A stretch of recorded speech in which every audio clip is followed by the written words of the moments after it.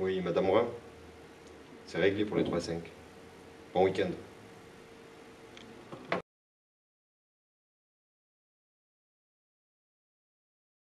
Rappelez d'où proviennent les chromosomes, il fallait que vous me disiez que les chromosomes viennent du noyau, tout simplement. Certains m'ont parlé de l'ADN, mais ensemble, on n'en a pas encore parlé. Alors c'est bien de savoir, et c'est vrai, mais finalement, ça ne veut pas dire grand-chose. De chromosomes par les caryotypes. Alors, caryotype, ici c'est celui de la grenouille, c'est l'ensemble des chromosomes. Chromosomes. Tous les chromosomes. Certains m'ont dit l'être humain a 23 paires de caryotypes. Non, non. Caryotype regroupe. Caryotype regroupe. Si les nucléotides qui constituent les nucléosomes.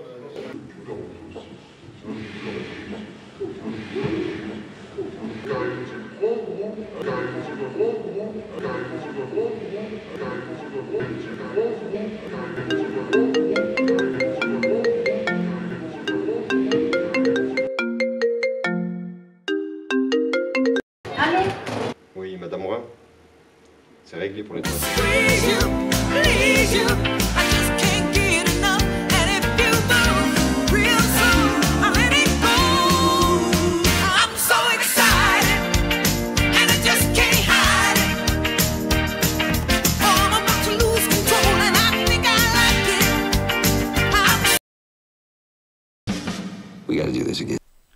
Bonjour à tous et bienvenue sur YouTube. Alors non, vous ne saurez pas où Madame Brun est allée passer son week-end. Vous ne saurez pas non plus si Monsieur Gollard est un dangereux psychopathe. Par contre, je vous propose de reprendre ensemble les points importants de votre leçon de génétique. Pour commencer ce travail, nous allons revenir sur l'évaluation et sa correction. La première question était donc de rappeler d'où proviennent les chromosomes. La bonne réponse était bien sûr du noyau des cellules. Nous avions vu ensemble, à travers l'expérience de transfert des noyaux, que lorsqu'on prélève le noyau d'un embryon d'une vache noire et blanche et qu'on le transfère dans l'ovule d'une vache rousse, nous obtenions à chaque fois des vaches noires et blanches. Ça montrait l'importance de l'information contenue dans ce noyau. Nous avons aussi observé au microscope des racines de jacinthe qui montraient que les noyaux laissaient apparaître à certains moments des chromosomes, et nous avions donc noté dans la leçon que l'information héréditaire est contenue dans le noyau des cellules et que cette information existe sous forme de chromosomes. Voilà pour la première question. Deuxième partie, on vous demandait de présenter les informations apportées par les caryotypes. Pour répondre correctement à cette question, il fallait bien maîtriser ce terme de caryotype et savoir qu'il s'agissait de l'ensemble des chromosomes issus d'une cellule et donc d'une espèce. Le caryotype humain, par exemple, compte 23 paires de chromosomes. Petite précision concernant la réalisation de ces caryotypes. Donc il faut récupérer des cellules dans un état particulier, on le verra un petit peu plus tard. Il y a toute une préparation et ensuite une observation microscopique. Au microscope, on obtient des chromosomes qui ne sont pas rangés, hein, ils sont vraiment tous mélangés. On les photographie et c'est seulement en réalisant un petit montage photo qu'on peut les ordonner pour former le caryotype. Les informations apportées par les caryotypes sont donc l'appartenance à une espèce, puisque je vous l'ai dit il y a quelques instants, le caryotype humain est constitué de 23 paires de chromosomes. Vous pouviez anticiper et regarder le caryotype du chimpanzé pour vous rendre compte que chez eux, il y a 24 paires de chromosomes. La deuxième information sur laquelle nous avions insisté, c'est la distinction entre les hommes et les femmes, puisqu'ici, vous avez un caryotype féminin dont la 23e paire de chromosomes est identique. On a 2 chromosomes X, alors qu'ici, chez un homme, on aura un chromosome X et un petit chromosome Y. On retrouve cette différenciation mâle-femelle chez le chimpanzé, avec XX pour la femelle et XY pour le mâle. Dernière partie de la question, comparer les caryotypes humains avec ceux issus de chimpanzés et concluer sur la parenté de ces deux espèces. Donc là, il fallait se limiter à l'étude des caryotypes. Beaucoup d'entre vous m'ont dit les chimpanzés ont des bras et des jambes comme les humains. Mais ici, ce qui nous intéressait, c'était le contenu chromosomique. Et il fallait donc insister sur le nombre similaire de chromosomes.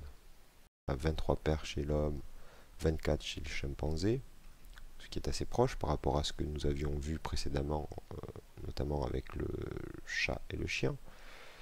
19 paires pour le chat, 39 paires pour le chien. Certains ont aussi remarqué que la forme et la taille des chromosomes étaient proches chez le chimpanzé et chez l'homme. Si on comparait les paires entre elles, effectivement, il y a des similitudes qui ressortent, notamment au niveau de la taille. Et vous pouviez aussi, encore une fois, insister sur la détermination du sexe XX, XY, qui est similaire chez les deux espèces. Pour la deuxième partie, vous deviez légender ce schéma, avec donc chromosome X, chromosome Y, puisque vous savez que c'est la seule paire dont les chromosomes sont différents. Et ensuite, gènes et allèles. Nous avions donc dit que les allèles étaient des versions d'un gène, et que le gène était caractérisé par sa position sur le chromosome. En ce qui concerne le nombre de gènes et d'allèles, on compte 1, 2, 3, 4 gènes. Par contre, comme ici les deux allèles ont une couleur identique, il s'agit du même allèle, et donc il n'y avait que 3 allèles sur ces schémas. Par contre, petite subtilité, on pouvait aussi considérer le nombre de gènes différents. À ce compte-là, je pouvais accepter que vous me disiez qu'il y a 3 gènes différents, caractérisés par des positions bien distinctes sur les chromosomes.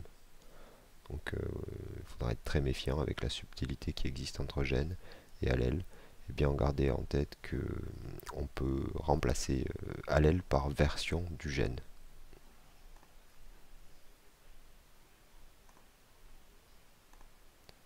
Alors, pour les 3 exercices de la série sur les arbres généalogiques, il faut employer à chaque fois la même méthode. Donc pour celui-ci, on vous demandait d'utiliser les informations qui figurent sur l'arbre généalogique pour formuler une hypothèse en ce qui concerne les allèles portés par chaque membre de la famille. Il fallait ensuite conclure sur le caractère dominant ou récessif des allèles en question. Alors, en ce qui concerne la stratégie de résolution, il faudra toujours chercher à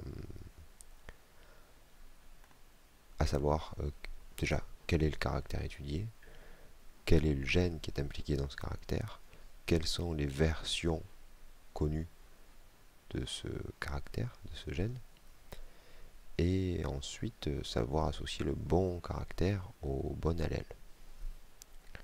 Alors qu'est-ce que nous avions comme information concernant le lobe des oreilles?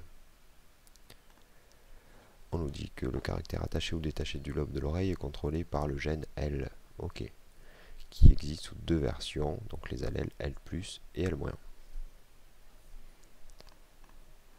Donc ici, caractère étudié, on est tous d'accord, c'est le lobe de l'oreille. Le gène impliqué, c'est tout simplement le gène L, qui existe sous 2 versions, L+, et L-.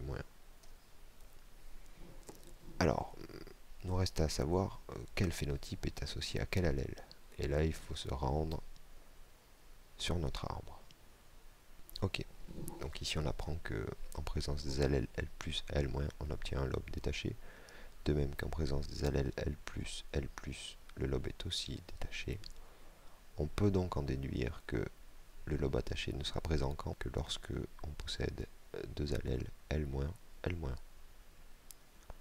L+, et donc l'allèle dominant. En suivant cette hypothèse de L+ détaché, L- attaché, on peut tenter de reconstituer l'arbre, ce qui nous ferait donc Murray qui a les oreilles attachées aurait 2 allèles L-.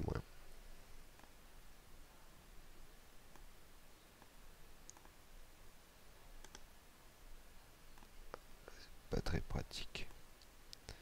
On va y arriver.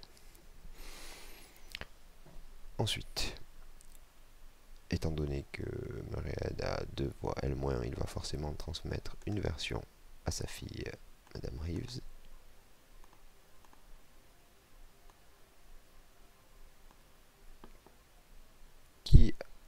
a les oreilles détachées et a donc reçu un allèle L+, de sa mère, Madame Baye.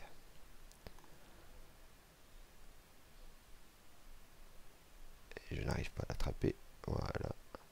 Monsieur Gollard a les oreilles détachées. Donc il a reçu forcément un allèle L+. Par contre, on ne peut pas savoir avec certitude s'il a reçu L+ ou L- de sa mère. Et donc ici, cela restera hypothétique. L+, L+,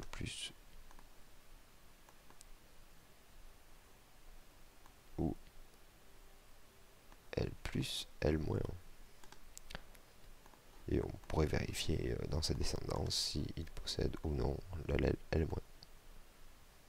Ça dépendrait aussi des allèles de sa femme. Monsieur Dumont est détaché, donc il a bien reçu ce L-.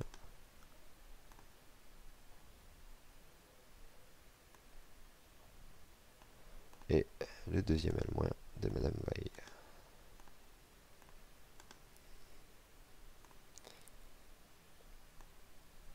Brad Pitt maintenant, donc lui les oreilles détachées.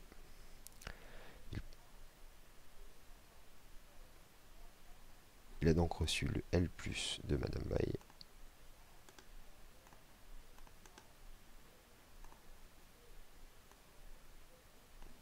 Et le L- de son père. Ok. Alors, Angelina Barbieri Pitt, qui a les oreilles détachées, a eu un enfant, Ryan Gosling, qui a les oreilles attachées. Donc, on est sûr que si notre hypothèse est vraie, celui-ci a deux allèles L-. Et étant donné qu'il a deux allèles L-, Angelina Barbieri Pitt a forcément un allèle L- pour pouvoir lui transmettre.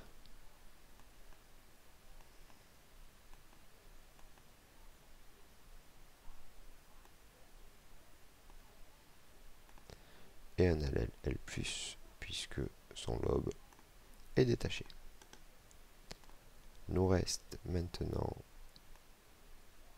notre homme de Néandertal qui a les oreilles détachées et qui a pu recevoir un L+ de son père, un L+ de sa mère, ou un L- de son père, un L+ de sa mère, et vice versa. On retombe sur la même hypothèse que chez Monsieur Gollard. Donc je peux tout copier d'un coup. Hop. Et les mettre ici. Donc voilà, c'est un petit peu fastidieux, il faut bien réfléchir, savoir ce que l'on sait avec certitude, et ensuite proposer des hypothèses et essayer de vérifier ensuite si tout s'accorde. Voilà.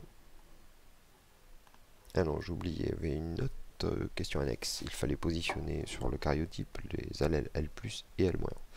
Donc on vous dit dans l'énoncé qu'ils sont localisés sur la paire de chromosomes 22. Vous ne pouvez pas les positionner avec certitude, mais vous pouviez proposer une position hypothétique. Le plus important étant de les mettre au même niveau sur chaque chromosome de la paire. Eh bien, je pense que je vais m'arrêter là, même si je sais que vous adorez la génétique. D'une part parce que j'ai les yeux qui piquent, qu'il est bientôt 1h du matin, et que nous sommes donc mercredi, et le mercredi j'ai la chance de ne pas travailler. Donc je vais commencer dès maintenant à ne pas travailler. Je vous encourage vivement à refaire les 2 exercices que je n'ai pas corrigés. Si vous avez des soucis, vous pouvez me contacter sur Pronote ou essayer de me trouver au collège. Dans tous les cas, il faut bien reprendre tous ces points pour l'évaluation qui aura lieu lundi prochain, c'est-à-dire lundi 8 octobre. Je vous souhaite un bon travail et une bonne journée de mercredi. À bientôt.